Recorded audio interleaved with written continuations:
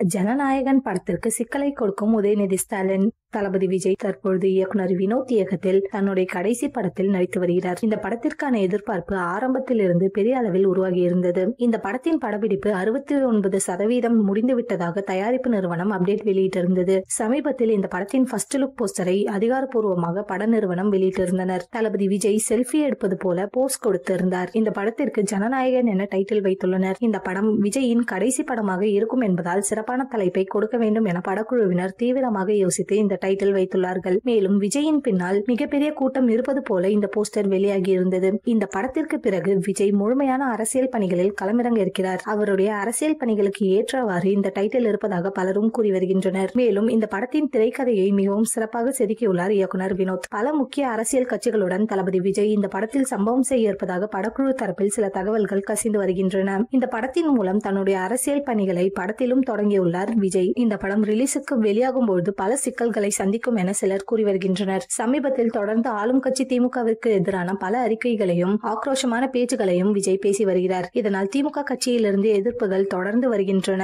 விஜயின் பேச்சுகளுக்கும் தொடர்ந்து பதிலடி கொடுத்து வருகின்றனர். உதயநிதி ஸ்டாலினும் விஜயின் பேச்சுக்கு பதில் கொடுத்து வருகிறார். ஜனநாயகன் படம் ரிலீஸுக்கு வரும்போது பல சிக்கல்களை உதயநிதி ஸ்டாலின் கொடுப்பார் எனவும் சிலர் கூறி வருகின்றனர். விஜய் படங்கள் பொதுவாக பல சிக்கல்களை கடந்து தியேட்டரில் மிகப்பெரிய வெற்றி அடைவதை வழக்கமாக கொண்டிருக்கிறது. அவருடைய கடைசி படமும் அதுபோல பல தடைகளை தாண்டி சரித்திரம் படைக்கும் என ரசிகர்கள் கூறி வருகின்றனர்.